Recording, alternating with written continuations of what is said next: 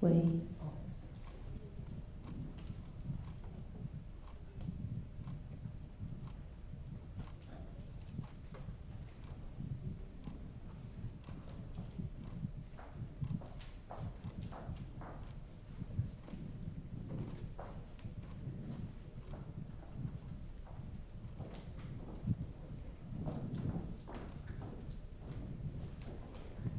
弟兄姐妹，大家平安。今天是代降的第一主日，让我们来到神的面前。我们要在这个之前，我们要先一起来会前的祷告。让我们站立起来，我们用这首诗歌再一次成为我们预备心，成为我们祷告。让我们来到神的面前。我们可以一起站立起来，我们一起用这首歌来成为我们的祷告。我以祷告来到你面前，我要寻求你，我要站在破口之中，在哪里我寻求你。每一次我祷告，我要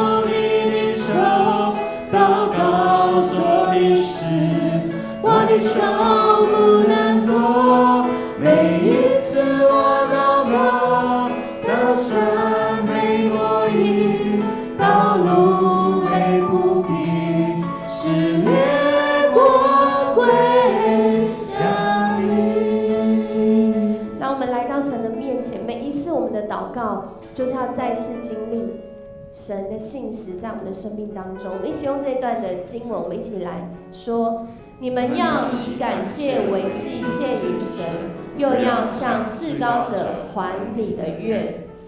凡以感谢献上为祭的，便是荣耀我。那按正路而行的，我必使他得着我的救恩。弟兄姐妹，我们来到神的面前，献上感谢为祭，按着正路而行。我们要经历神的救恩，就在我们的生命当中。我们要开口来献上我们的感谢，也要再次的回转到神的面前。我们开口，同声开口来祷告，一起来祷告。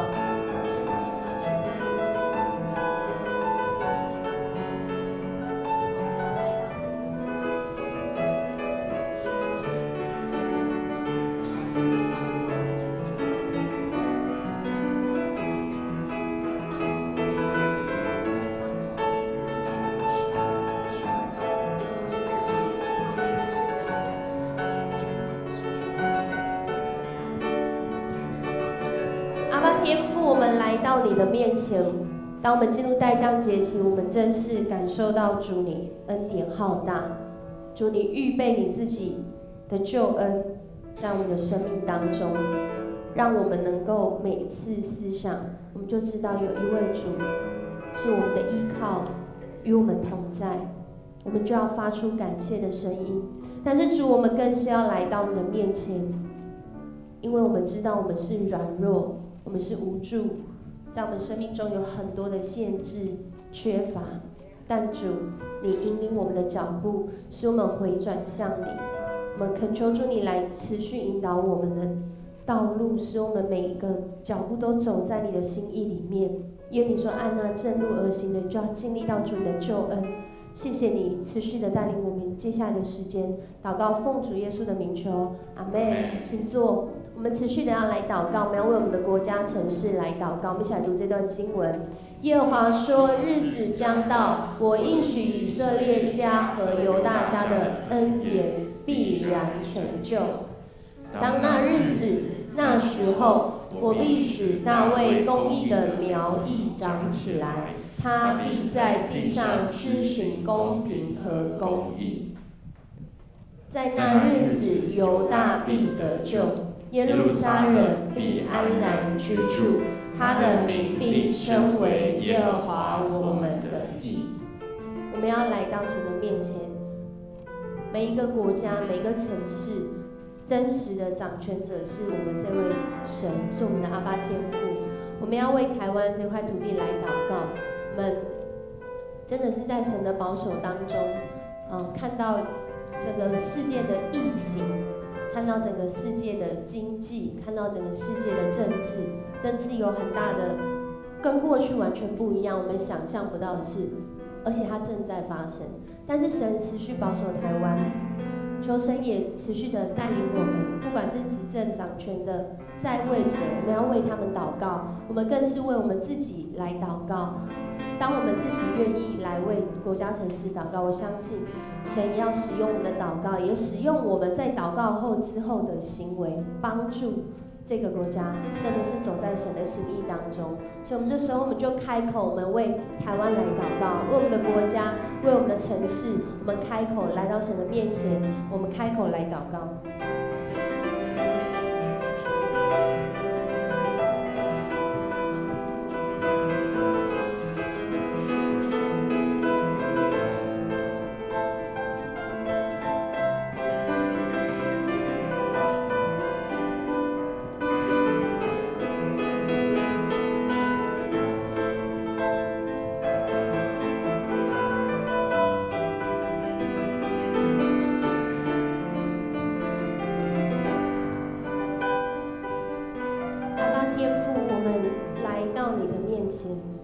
我们要为台湾这块土地，在主你的保护跟保守当中，在全球疫情这么严峻的时候，我们仍然能够自由的活动，甚至我们可以来到你的面前，一起聚集来敬拜。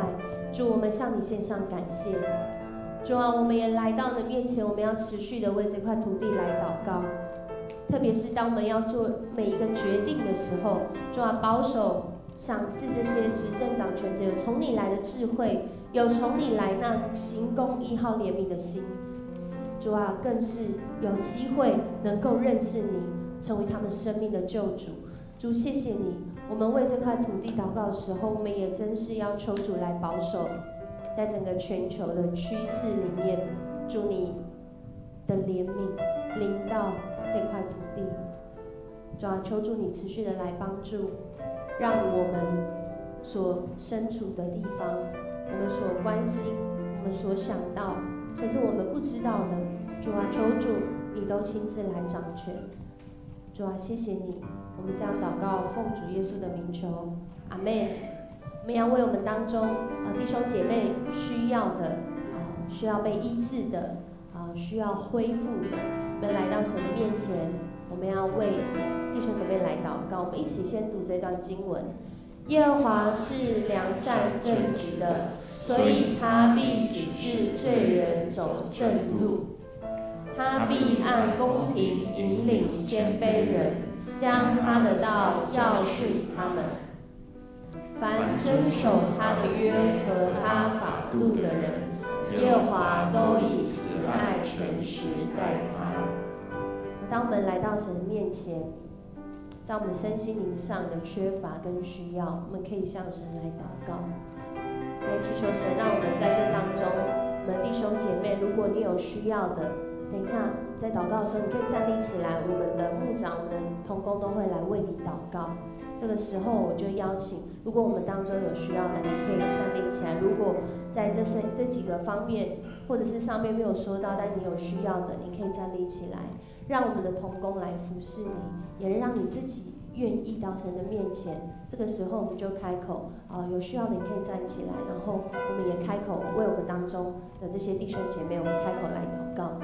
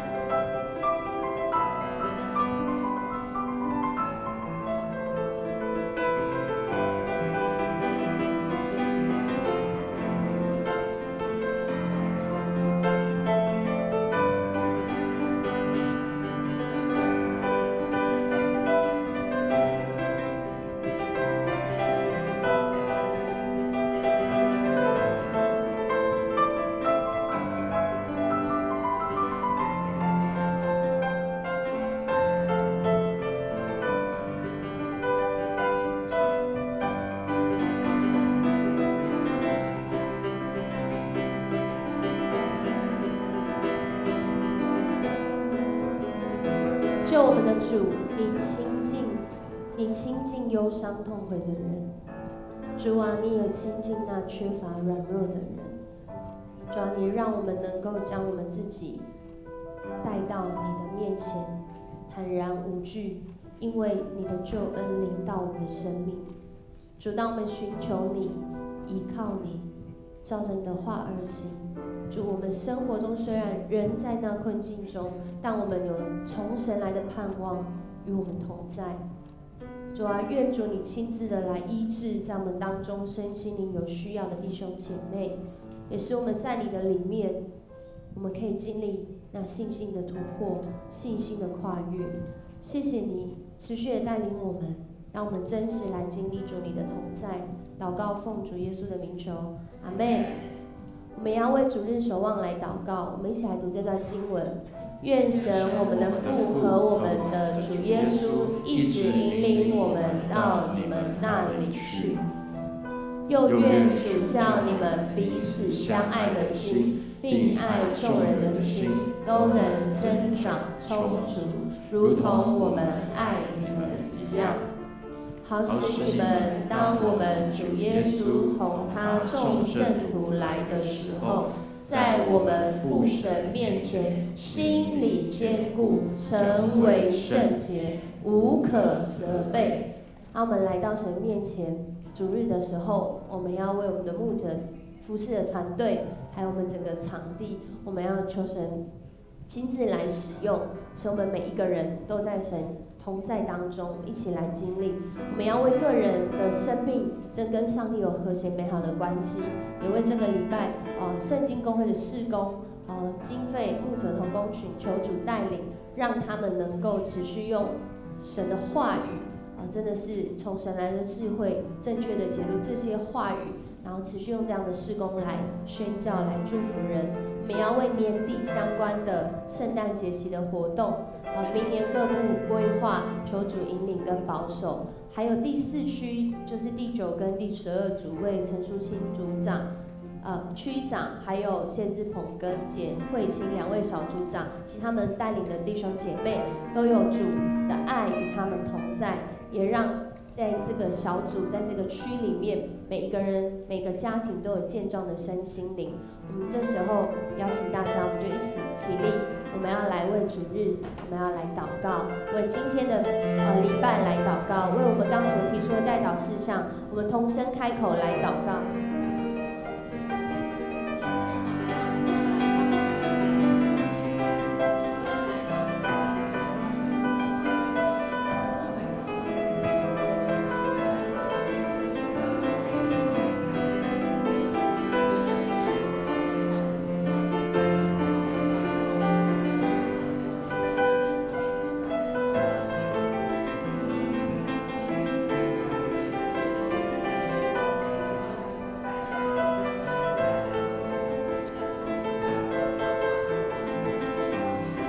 天父，我们来到你的面前，主啊，你预备救恩，主你也让我们经历救恩。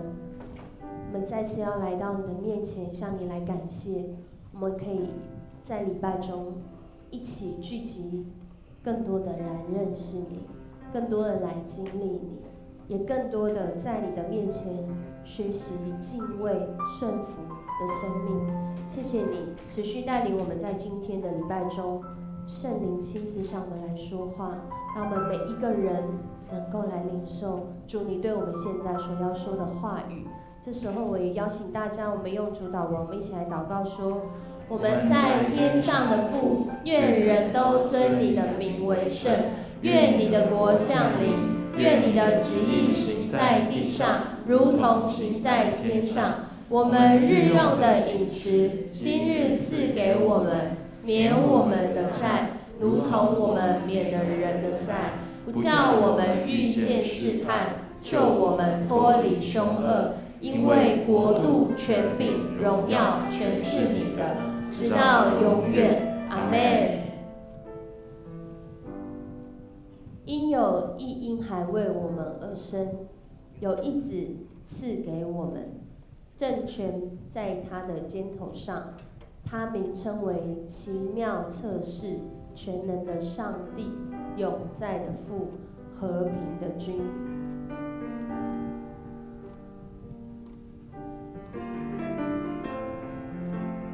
点燃第一支蜡烛，这是预言之主，提醒我们多年以来，人们一直等待弥赛亚的来临，并期待上帝的国度得以建立。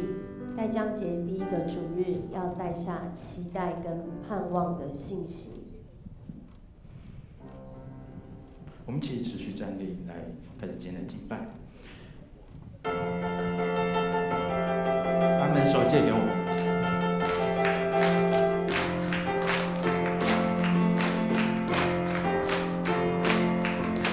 有一位真神，他名字叫耶稣，他来到这世界上，为要救赎你。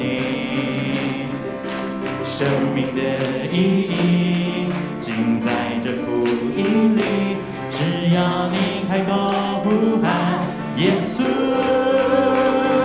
耶稣是生命一切问题的解答。耶稣是生命一切黑暗的亮光，将忧伤变为喜乐，将惧怕变为力量。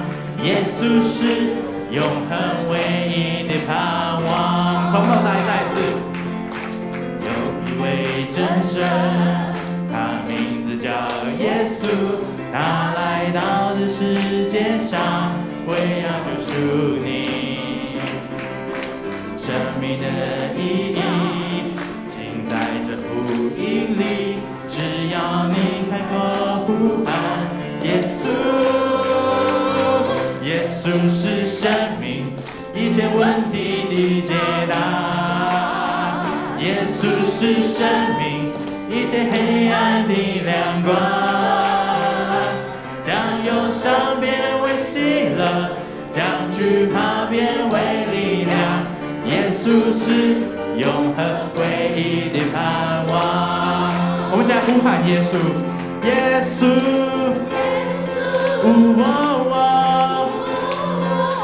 耶稣，再大声一点，耶稣，耶稣，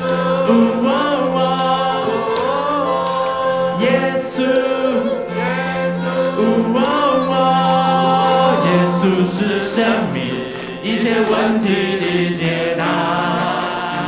耶稣是生命一切黑暗的亮光，将忧伤变为喜乐，将惧怕变为力量。耶稣是永恒唯一的盼望。再次来宣告，耶稣是生命一切问题的解答。耶稣是生命一切黑暗的亮光，将忧伤变为将惧怕变为力量。耶稣是永恒唯一的盼望，将忧伤变为喜乐，将惧怕变为力量。耶稣是永恒唯一的盼望。再次宣告，耶稣是永恒唯一的盼望。将这荣耀掌声归给我们的神，哈利路亚！是的，主，我们感谢赞美你。弟兄姊妹，请坐。主啊，你是我们的盼望，你是我们这一生唯一的盼望，没有人能够取代你在我们心目中的地位。主啊，当你降临的时候，我们可以看见你的天开了。主啊，我们在你到来的时候，我们祷告，我们等候你的到来，等候你带领我们，看顾我们。我祷告等候，祷告等候，我渴望你荣耀降临。我祷告等候，祷告等候，我渴望你荣耀降临，彰显你同在，伸出你的手，触摸我们，医治这里，彰显你同在，纪念你百姓，恩待怜悯，拯救万邦。我们看见天开了，神荣光照耀，你国度降临，你旨意成全。我们看见天开了，神荣光照耀，神灵降河从天浇灌，燃烧我热情为耶稣。主，我们看见了你彰显你的荣耀，主，我们看见你行公义的好怜悯的样子。主，求你带领看顾我们，持续走在主你的道路。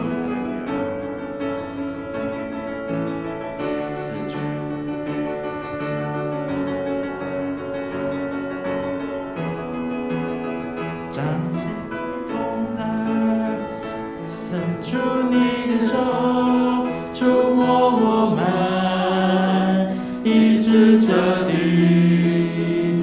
彰显你同在，纪念你百姓，恩待怜悯，拯救万邦。我们看见天开了，神荣光照耀，你国度降临，你旨意成全。我们看见天开了，神荣光照耀，神灵降河从天浇灌，燃烧我热情为耶稣。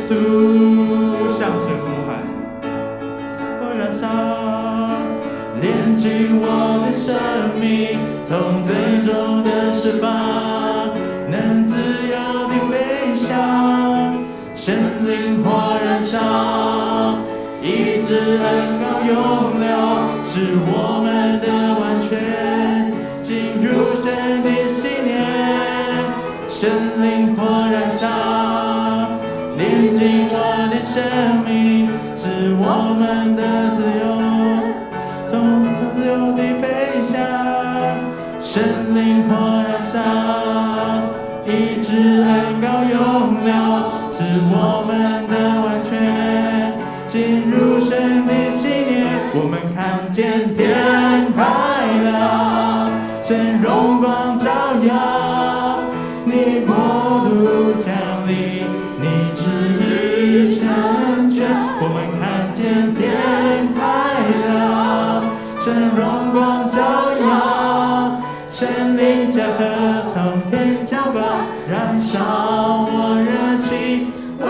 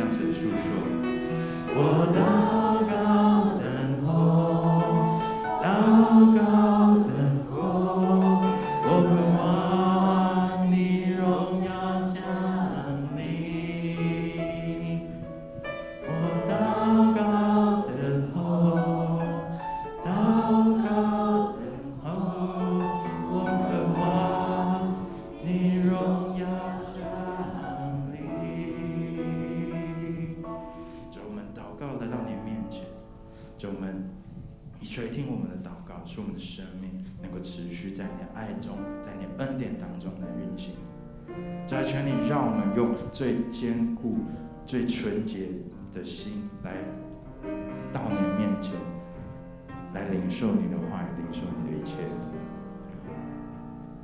纯洁的心，这是我渴慕，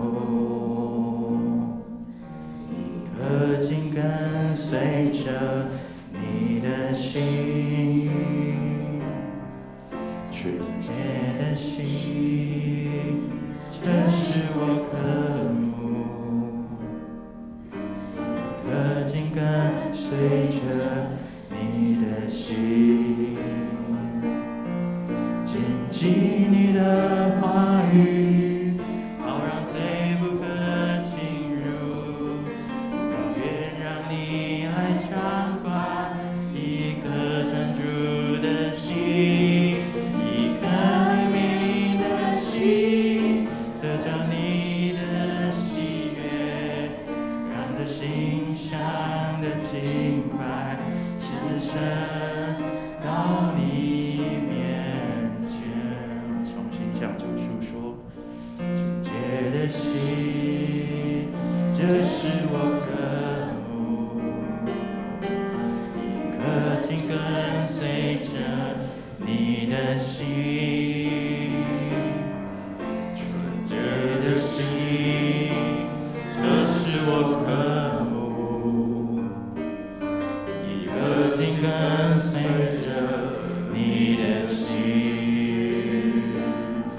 谨记你的话语，好让罪不可进入，永远让你来掌管一颗专注的心，一颗怜悯的心，得着你的喜悦，让这心上的敬拜只剩到你面前。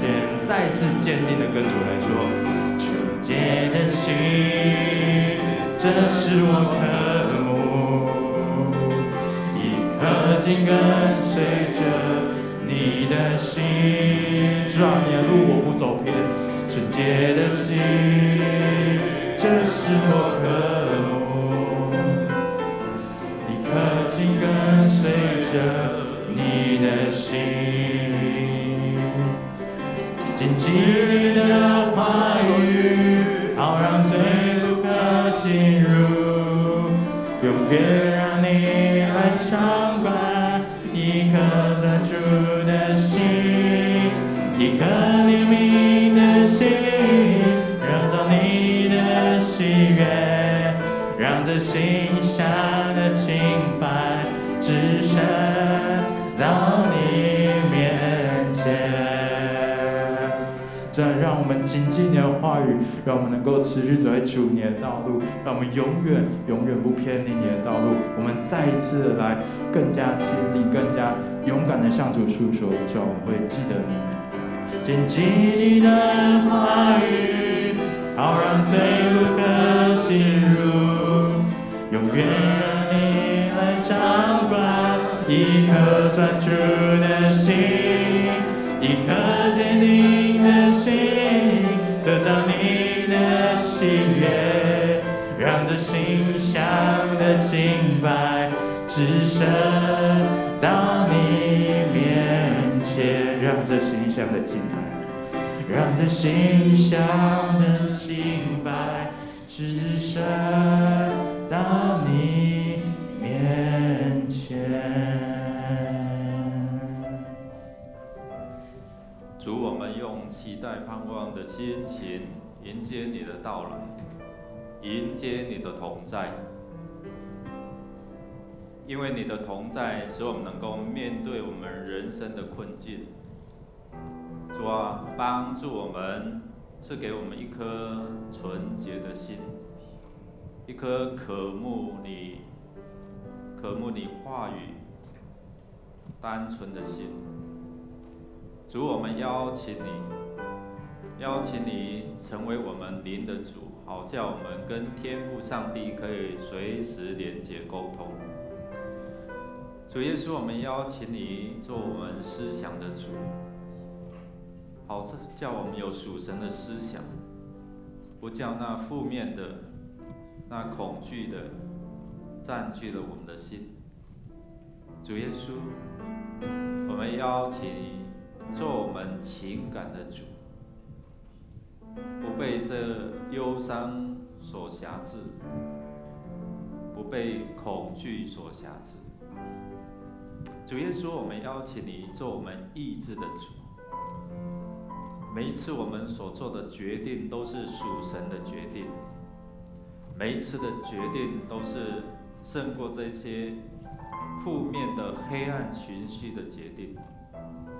主耶稣，我们邀请你做我们身体的主，因为你所要赐给我们的是丰丰富富、灵魂体兴盛的身体。愿我们的敬拜得着悦纳，愿我们的呼求得着你垂听，让你的恩典成为我们所领受的恩典。垂听我们同心合一的祷告，靠耶稣基督得胜的名求，阿们。弟兄姐妹，大家平安。我们先来介绍第一次在我们当中一同敬拜的弟兄姐妹哈，有吴小优姐妹在我们当中。不知道在哪里啊？我欢迎他哦，愿上帝来赐福李清亮弟兄在后面，我们也欢迎他感谢主请坐愿上帝来赐福有一位，还有没有第一次在我们当中一同敬拜的弟兄姐妹？好，如果没有，我们来一起来看周报的消息。今天是普世圣经纪念主日请兄姐关心代祷奉献为圣经公会他所推动的让人能够读上帝的话语来祝福他们。明年2021年的1月3号我们会举行明年度的第一次圣礼典，如果要报名受洗的请在12月20号前向牧师或行政干事来报名。我们下主日会举行核心长职及核心同工的就任那长老有田处研集会廖松辉执事有王玉军国员李佩如、蔡佳琪和李淑清，还有其他的这些的区长、小组长这些核心的同工，请记得下个主日是在第2场当中我们来就任。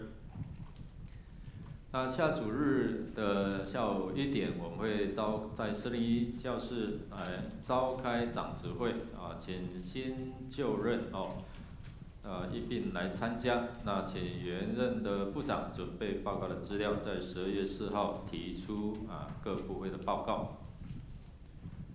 那我们从这个主日开始，我们已经进入了代降节主日，就是在12月25号的前面这几个礼拜。那今天是代降节的第一主日，那所安排的这一些的服事人员，请我们注意你每一个主日负责点烛的同工请我们注意。那12月3号。就这个礼拜四新竹中会的妇女部在年会感恩礼拜在我们本会来举行。如果你有报名参加的，请于10点前来入场。相关的服事同工，请于9点来到教会预备。到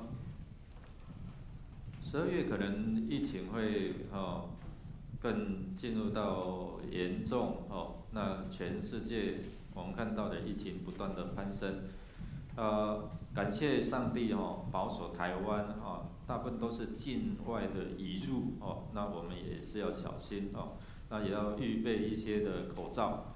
那现在有厂商提供这样一片4块但是要一盒一盒买一盒是200块那有分不一样，有成人跟儿童人。如果你需要，可以到1楼1楼到梁孙姐妹那边去登记并缴费就是你如果1盒就是200块你要买10盒就是多少2000块这样所以可以买10盒5盒都可以那这个是很好的机会所以我们把握这个机会。好，这个大都是有钢印的好像总统也去参观过，应该不是不良的厂商了所以我们把握这个机会。好那肢体的消息，我们有生产的，有要当兵的，有开演奏会的，我们就看着这消息是有来参加为他们来祝福。我们来读今天的金句，读2遍，一起来。他将要生一个儿子，你要给他起名叫耶稣，因他要将自己的百姓从罪恶里救出来。马太福音1章21节再次，他将要生一个儿子，你要给他起名叫耶稣，因他要将自己的百姓从罪恶里救出来。马太福音1章21节。我们预备心来奉献，奉献是基督徒感恩的表现，出于甘心乐意，多种的多收，少种的少收。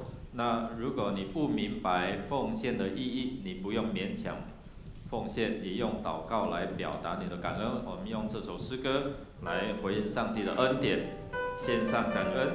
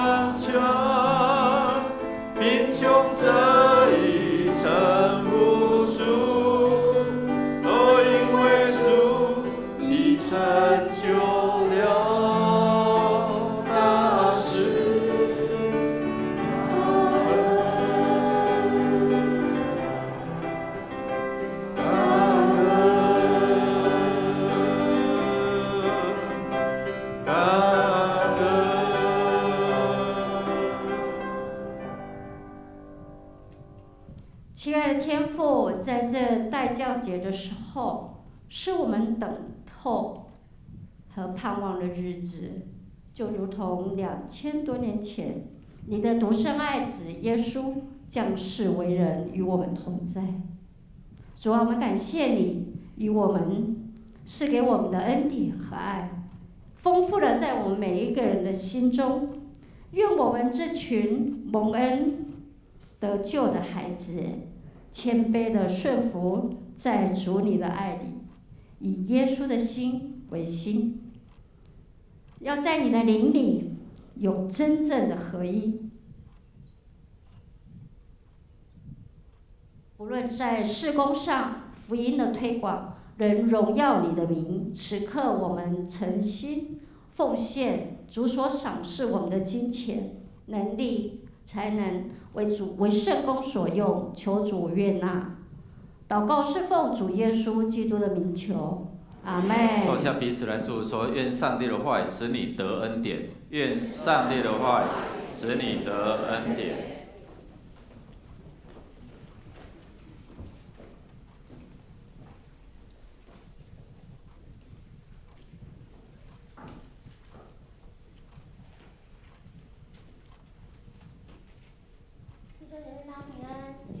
大家平安。在这个代降节的第一主日，我们要来到神的面前。我们这时候要一起来读圣经的话，在马太福音1章18到25节。马太福音1章18到25节，要邀请大家一起来读神的话。所以，如果你是纸本圣经，你是手机 app， 你都可以打开马太福音1章18到25节。那如果你已经预备好，你可以抬头，我们就可以一起来读这段，攻读这段神给我们的话语。预备好了吗？好了，那我们一起来读喽。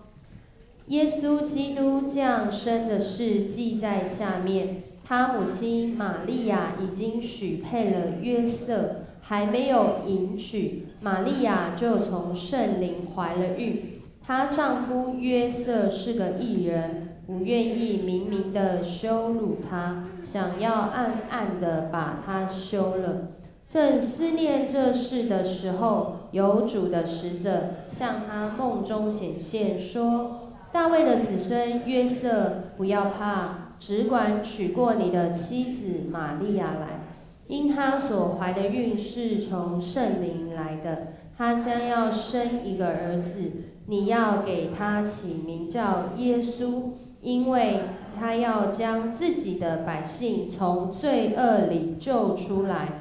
这一切的事成就，是要应验主借先知所说的话，说必有童女怀孕生子，人要称他的名为以马内利。以马内利翻出来就是神与我们同在。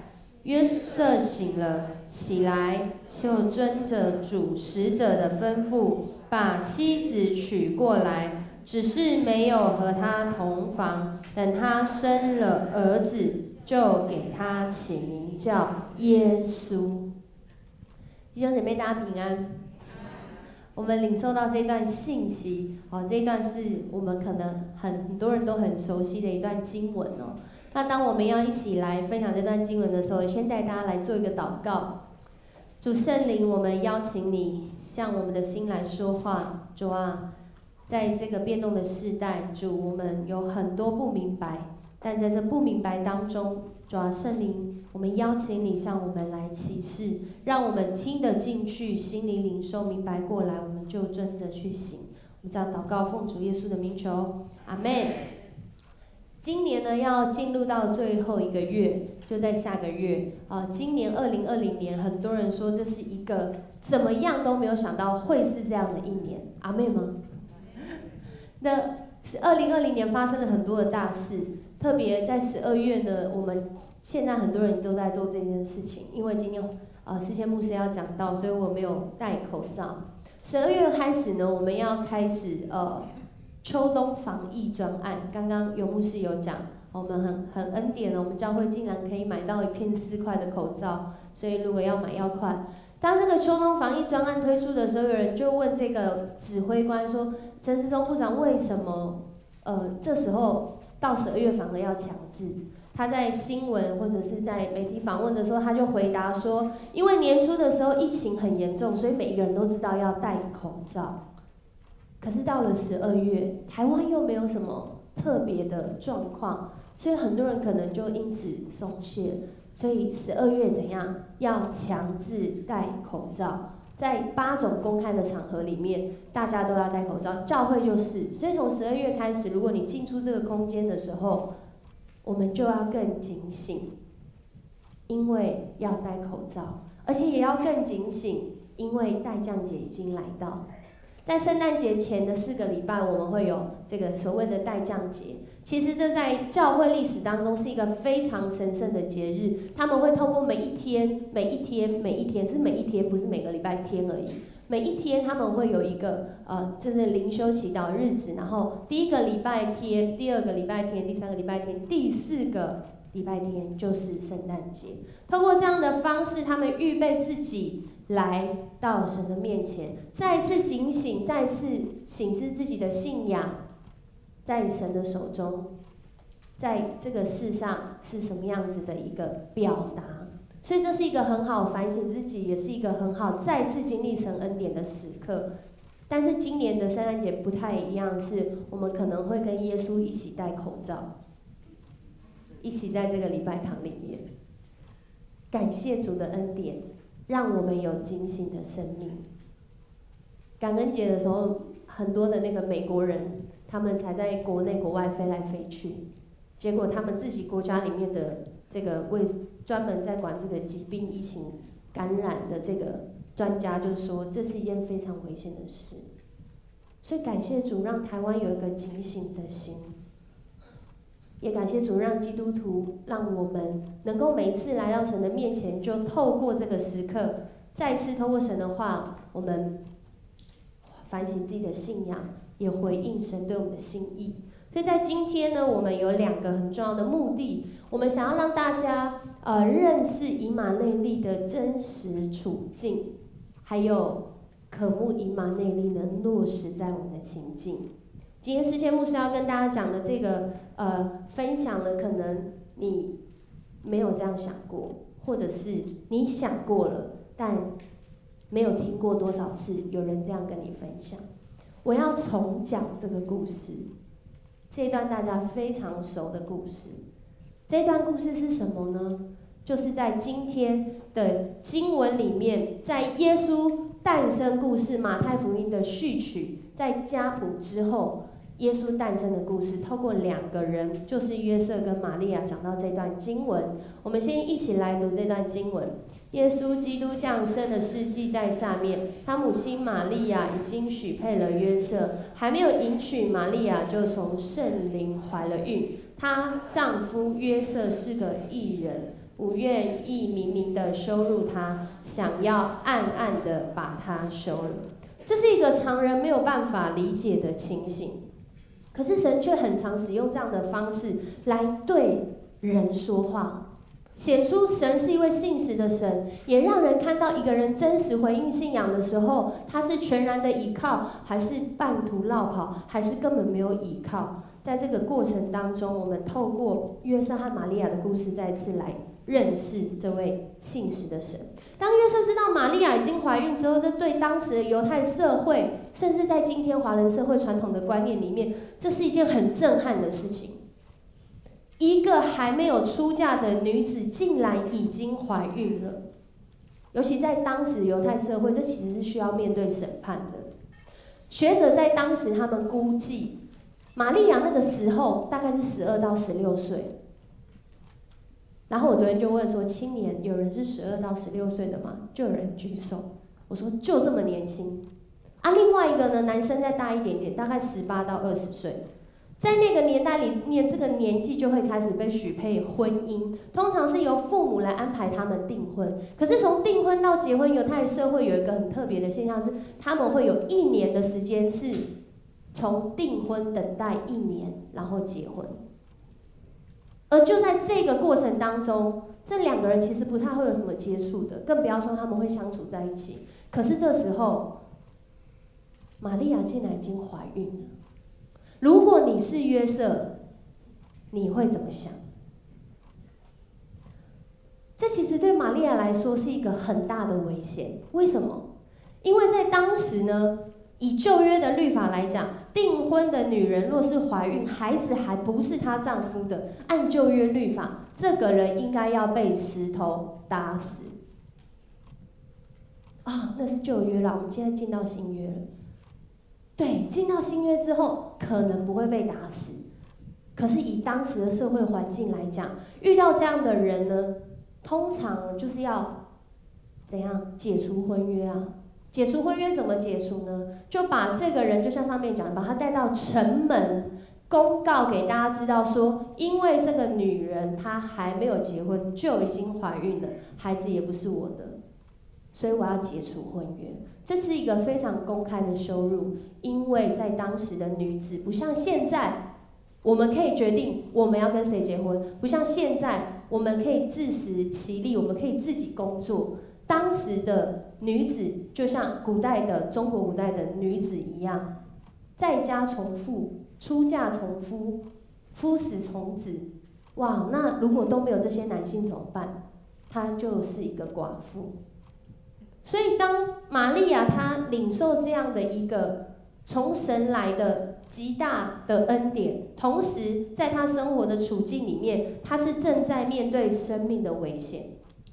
就算刚刚讲的都没有发生好了，对约瑟来讲，对玛利亚来说，这段如果以后真的会结婚，哇，这是一个很大的挑战哦。因为哪一位男人你会愿意你的太太她现在怀孕啊，未婚妻她现在怀孕，孩子不是你的，然后你要跟她结婚，这样的婚姻你觉得会幸福吗？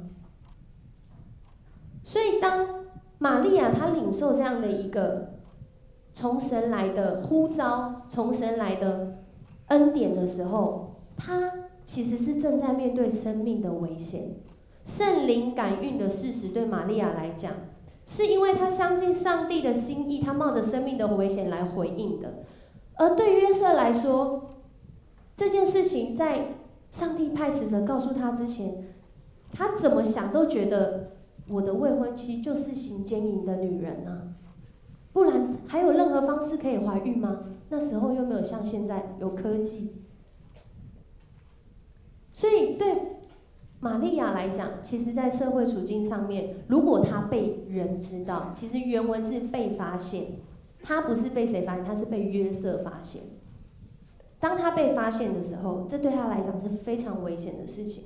可是对约瑟来说呢，也是跟他一生的名声、跟他家族的继承、跟他的婚姻一辈子的婚姻是息息相关的。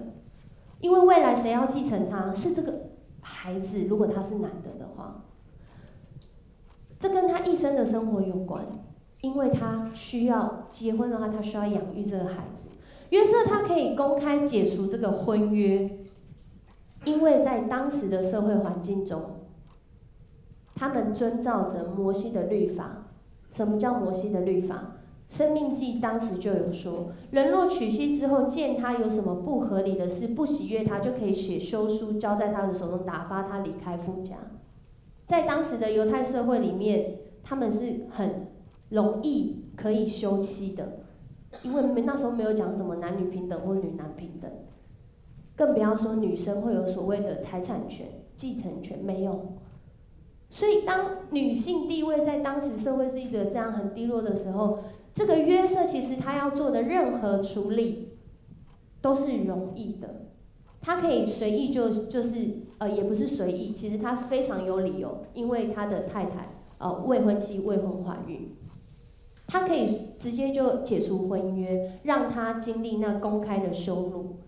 可是约瑟竟然没有这样做，当他没有这样做的时候，反而他顾及玛利亚的未来，他想说，那我就偷偷的解除婚约，反正大家可能有一些人会知道，起码大家不一定都会知道，但玛利亚未来可能还有其他出路。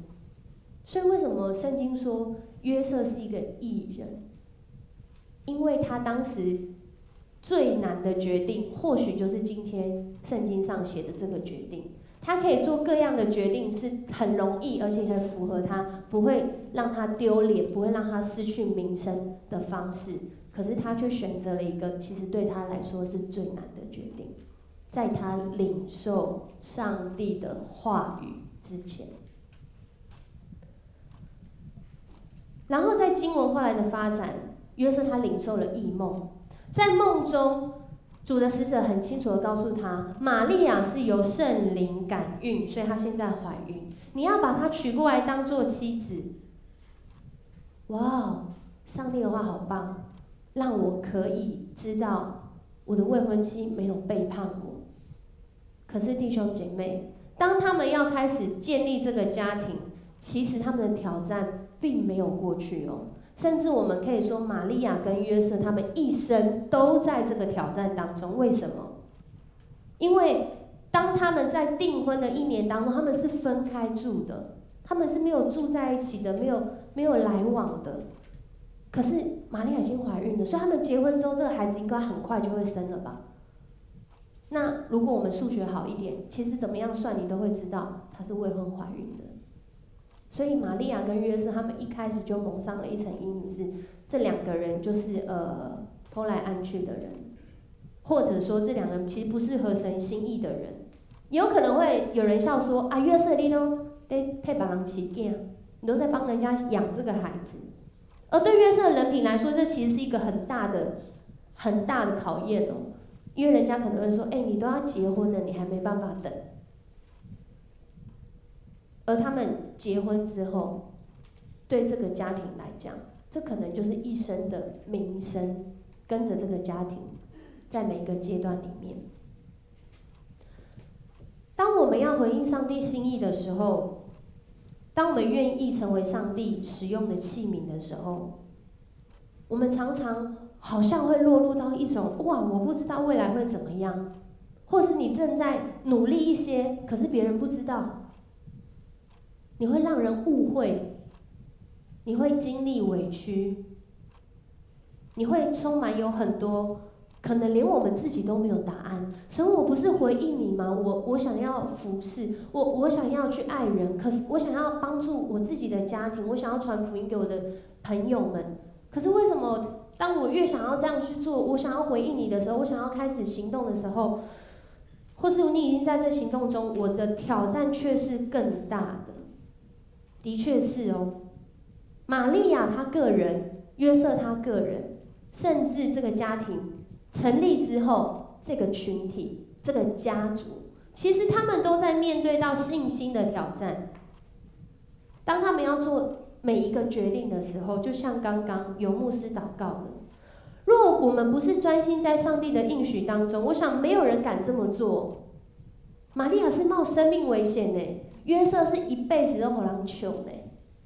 当他们要做这件事情的时候，可是上帝若是呼召拣选一个人，即使我们看起来用世俗的观点是一个挑战，是一个委屈，是一个误会，或是一个没有答案的情况，上帝仍然愿意。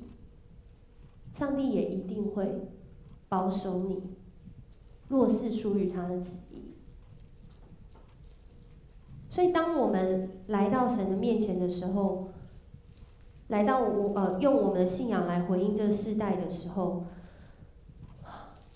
你现在面对挑战是真的，也是一定会的。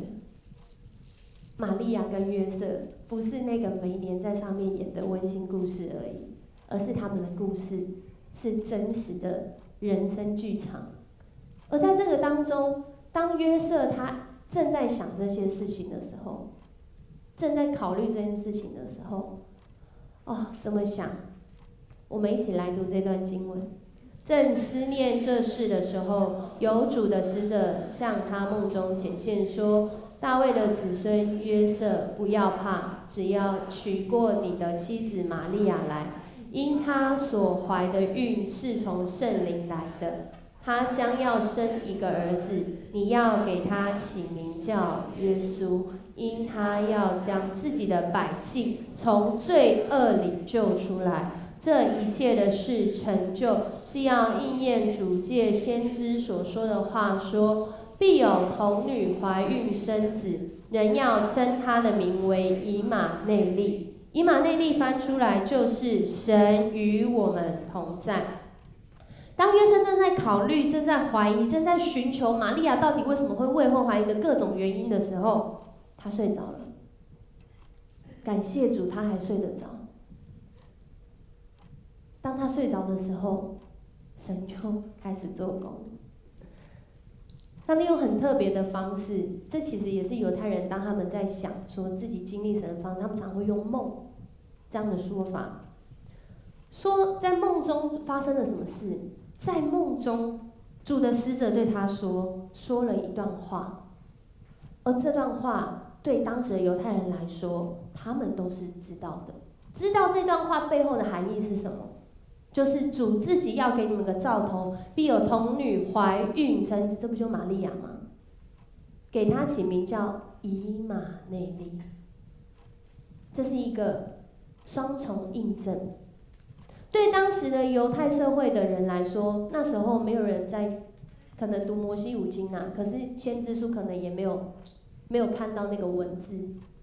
所以人怎么样跟另外一个人表达信仰，就是口传。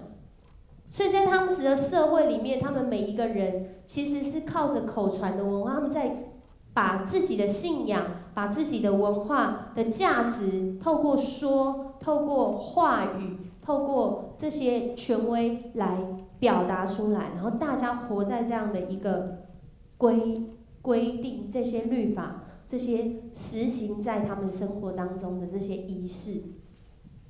所以在马太福音讲到这段经文的时候，犹太人会直接想到的就是以赛亚先知的预言。犹太人会想到的就是，哇，真的哎，那个过去以赛亚书讲的话，真的有发生在他的梦里面。这让约瑟他在他的梦境里，在他的实境里，其实他都经历到真的有一个童女怀孕生子，所以他醒来之后，他能够相信，不是乱相信。而在这其中还有讲到一句很重要的话，就是一开始的时候，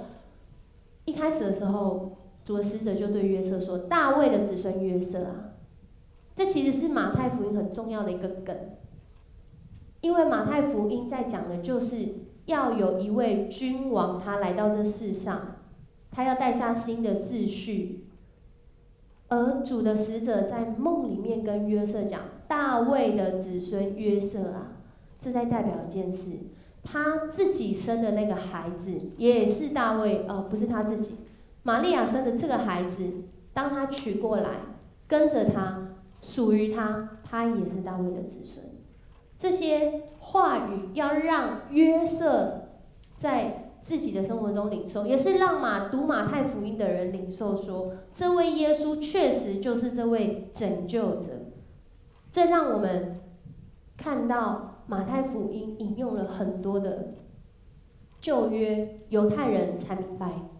当犹太人他们看马太福音，他们一看就懂，但是我们看的时候是需要蛮多的解释，因为我们不是活在那时候的处境。所以当这些犹太人他们听见或是看见像约瑟他自己经历到这样的一个过程的时候，他就能够马上知道，对，真的就是神对我说的话。所以我们认识神的话是多么的重要啊，弟兄姐妹。当我们要做很多选择的时候，当我们要改变一些想法的时候，如果没有神的话成为根基支撑我们，当他说了的时候，我们也不会知道，就跟我们无关了。而约瑟他听见，他领受，而且他相信。而在这段经文中，其实犹太人有很多，犹太社会有很多他们口传当中的这些预言，其中呢，他有讲到说他的孩子要叫做耶稣。耶稣什么意思？上帝是拯救，其实没有是啊，上帝拯救，上帝已拯救。我们的游牧师很常跟我们讲这个话，可是这个话其实很常跟我们解释这个意思。我要再讲一次，因为我觉得这件事好重要。在当时这个希腊的社会呢，虽然他们讲的是亚兰文，可是他们很喜欢把自己的小孩取名叫耶稣。为什么？我的小孩，如果我生了一个儿子叫耶稣，你生了一个儿子他叫耶稣，一堆，那是蔡奇阿美啊，那时候最流行的就是耶稣这名字。为什么叫耶稣？因为他每次在叫他儿子的名字的时候，他都在想到一件事，就是上帝会拯救啦。所以他每次叫耶稣的时候，上帝拯救，上帝拯救，上帝已经拯救，上帝要拯救。在当时的社会来讲，他们好需要上帝的拯救，就像我们一样。而这句话呢，到希伯来文就另外一个意思，就是有序啊。我是真的有学过。有和序啊，什么意思？就是上帝拯救一样的意思。他到了希腊文就变耶稣。上帝拯救在犹太人文化当中是非常重要的一个概念，因为这让他们想到过去上帝怎么拯救我们，而如今我们身处在罗马社会里面，我们好像是一个没有国家的人，可是我们确信上帝会拯救。而耶稣就是这个记号，耶稣这个名字，玛利亚怀孕生的这个孩子就是这个记号。而在这段经文里面呢，对犹太人非常能够理解的，还有另外一个，就是以马内利。这两个词其实对基督徒，特别是一直在教会基督徒，一点都不陌生。上帝与我们同在，是以马内利，它翻成中文的意思。其实它是用两个字，两个希伯来文合在一起的，就是 Immanuel。分开来念就是 Immanu 跟 El。如果你知道有一个字叫 Elohim， 全能的上帝，你就知道下面那个因为我没办法用那个 PPT 写希伯来文，所以当这个约瑟他在这个梦里面领受到这段话的时候，其实他很清楚知道就是了。可是就是知道啊，然后嘞，就是知道他们的生活仍然在这困境当中啊，就是知道他们结婚之后，他还是可能一辈子会经历到这样的一个不知道未来会发生什么事。两个人其实都在极度的焦虑当中。如果你看经文，你就会发现，约瑟领受到上帝的话的时候，他是很害怕的，所以一出现就说不要怕。玛利亚领受，她要圣灵感孕怀孕生耶稣的时候，她也是领受到不要怕。为什么？因为很多时候我们不知道神对我们的心意是什么，我们没办法掌握的时候，人性就是这样。当我们要全然依靠，真的是让神来拯救的时候，很多人是不知道，会害怕，觉得是不是哪里出了问题，觉得是不是有什么毛病。我们来看这个影片。みんなの心に浮かんだことをそのまま書けばいいんだからね。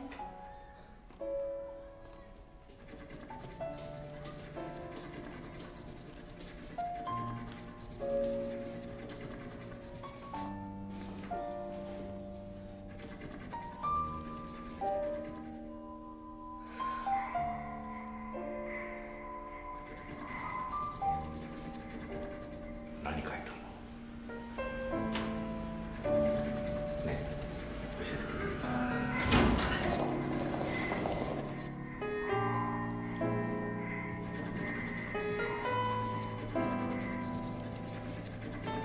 緑色の空に向かってピンピンと突き立った鳥が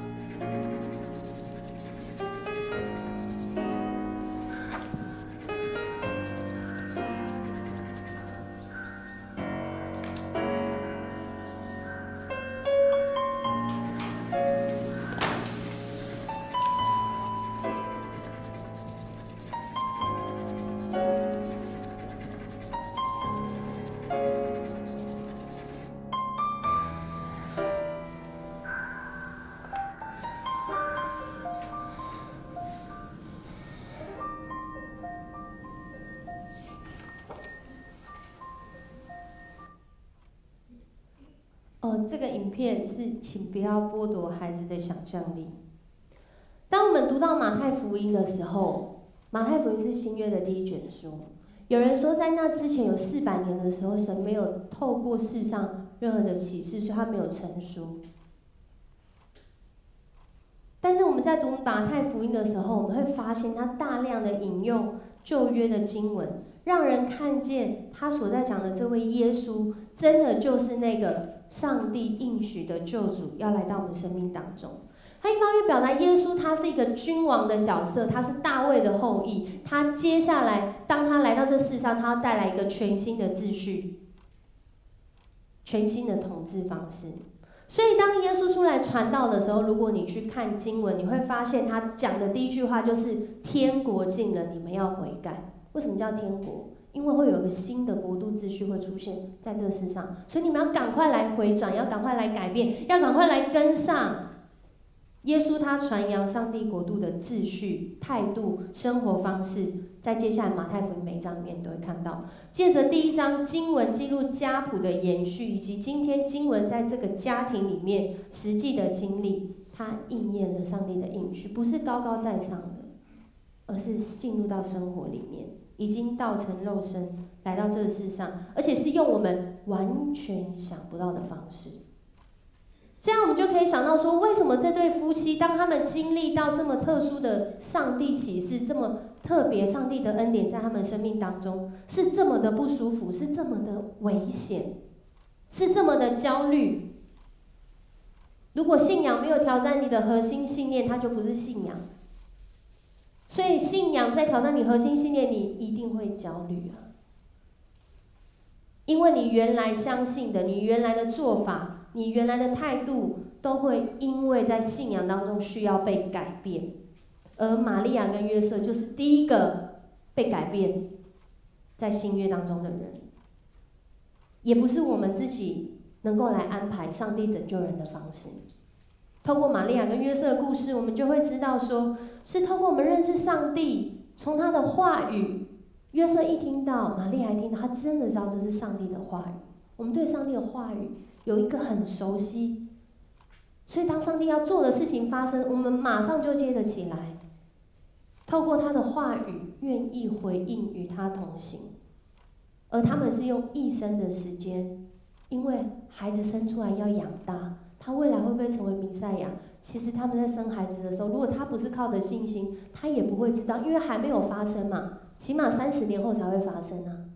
你愿意等一个人长大30年吗？你愿意等一个人改变30年吗？我们就会看到，这就是信仰以马内利实际的处境。所以在这个过程中，这个旅程应许约瑟以马内利，神与我们同在，童女怀孕生子，给他起名叫以马内利。这不是在讲这个孩子有2个名字，而是在表达说这个孩子是上帝同在，同时也是上帝拯救的实际呈现、表达、记号。耶稣他本人，这位是神人二性的耶稣。而玛利亚和约瑟他们的家庭故事，以世俗的眼光来看，就是一个难以理解、难以接受。就像我们现在，当我们要进入到网络的世界的时候，其实对很多过去没有接触的人，甚至就算这不管年纪都是哦，不管他认不认，其实这是一个很大的焦虑，各自的问题，我会不会按错？我最常听到老人家很害怕，就是他很怕按一个他被诈骗。当我们在信仰当中，其实这是一个虚实整合的能力。什么样的虚实整合？我相信是一个概念，我活出来是实际虚实整合的能力。所以当这个约瑟呢，他睡醒，当他睡醒的时候，他就起来，就照着上帝使者吩咐，把妻子娶过来，虚实整合能力。他不是只有做梦，他梦醒来之后还做事啊，只是没有跟他同房，生了儿子就给他起名叫耶稣，就给他起名叫耶稣。约瑟的回应是一个很清楚的行动。当我们相信之后，我们的挑战就是行动。而玛利亚呢，她也没有例外，她需要有顺服执行的能力。在路加福音里面就有讲到1章那边就有说到1章38节，我是主的使女，情愿照你的话成就在我身上。天使就离开她去了。天使加百列就告诉她，圣灵怀孕，你要生一个儿子，他要叫耶稣。讲完就走了，没有告诉你你要怎么面对这个世界，没有告诉你你要怎么面对这些生活。但是神有说以马内利。神今天也对我们说以马内利。这对夫妻在信仰的回应，不管是个人还是家庭，当他们愿意选择以信心来回应，他其实是用一生的时间在盼望，在期待这个救恩发生在世上。透过他们2个愿意相信回应的行动，他们在他们的家庭里面成为了耶稣来到世上第一个经历神同在以马内利，也是第一个经历神救恩耶稣的家庭。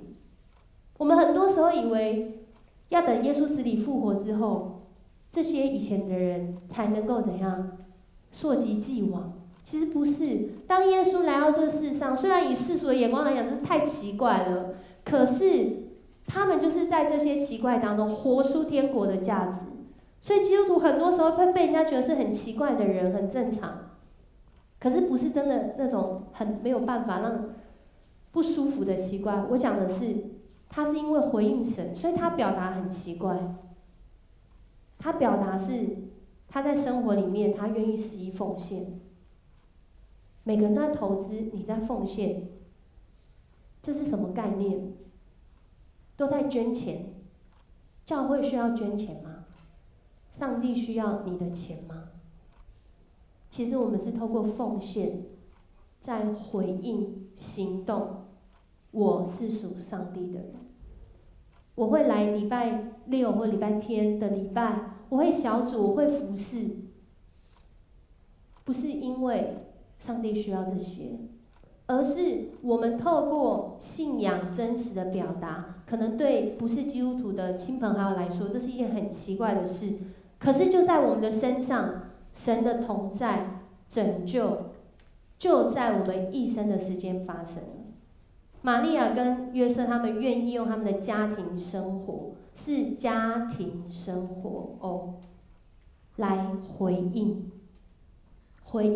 他们的信仰表达。上帝的拯救跟上帝的同在，使他们能够怎样，一生都在这个盼望里面。他们相信这应许，就抓住它，然后就活在这个里面。所以我们要来求上帝给我们他的话语。今天我不知道你有没有听到上帝对你说话，让我们可以活出信心的行动。就算在现在的生活中，你有很多的限制，我们在今年真的是有很多的限制。2020年，可能你正在被人误会，他看不到你做的，他看不到你想的，是神都知道啊。玛利亚就是在一直被误会当中啊，甚至他们这个家庭一生都会被误会哦。我们都有一生的时间来活出救恩的盼望，求神让他的话语，用他的话语让我们醒悟过来，让我们甘心顺服。就像刚看的影片一样，你好像每次在画都是黑黑的、黑黑的、黑黑的，一张一张黑黑的，什么时候才是白的？可是神却可以帮你拼出一个很大的蓝图，是你没有想过的。我们在过程当中会被以为是有问题，需要看心理医生。我们在过程当中是不是你发展迟缓，这是一个孩子吗？可是当他领受之后，他就去做，一直画一直画，这个图像在他脑海里，在他生命里面也画出来。如果他只画在那个8开的图画纸，就只有8开。可是神要扩张我们的境界，就像刚刚的那幅图画，让我们一起来领受，求神帮助我们预备自己，在代降节的第一个主日开始，这个礼拜叫期待、希望，它还有预备跟醒悟的意思，就是当约瑟听到神的话是好，玛利亚听到神的话情愿，然后就去活出来。愿我们有这样的生命，也一起来经历，透过我们实际的行动，要活出盼望。我们一起起立，我们来用这首歌，先成为我们的祷告，成为我们的等候。邀请大家用祷告的心来唱这首歌。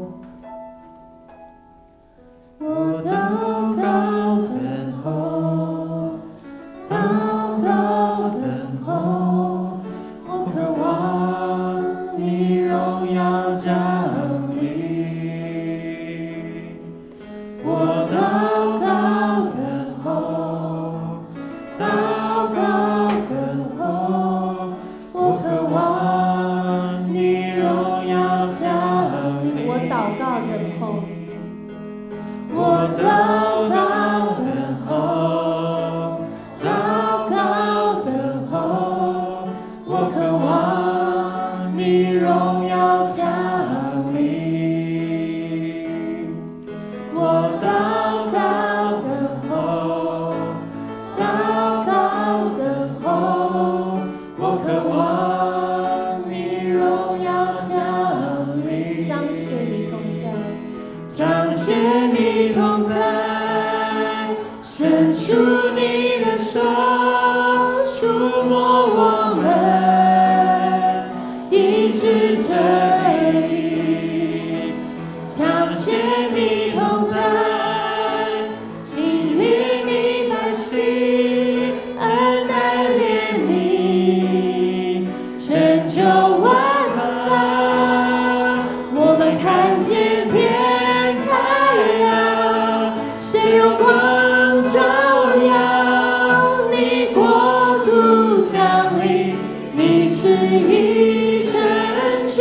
们看见天开了，神荣光照耀，神灵将河从天浇灌，燃烧我热情为耶稣。我邀请大家，我们要为我们自己，我们要为我们这个教会来祷告。教会就是世上的光，就是世界的灯塔。我们可能会在世俗人看来是很奇怪的一群，可是在神的里面却要被说是义人，被说是合神心意的人。这不代表我们不会遇到困难跟挑战，而是我们愿意领受之后就活出来。这个过程，我们自己的生命需要被调整，我们家的生命需要被调整，我们教会的生命需要被调整，我们更是要为这来祷告，求神敞开他天上的窗户，将他的心意倾倒在我们生命当中，然后我们要把它活出来。求神不再向我们隐藏他的心意，他对迦南教会，他对我们个人生命，对我们群体生命的心意，我们要开口来祷告，为你想到的来祷告，想到的需要来祷告，开口来祷告。所以说我们要来到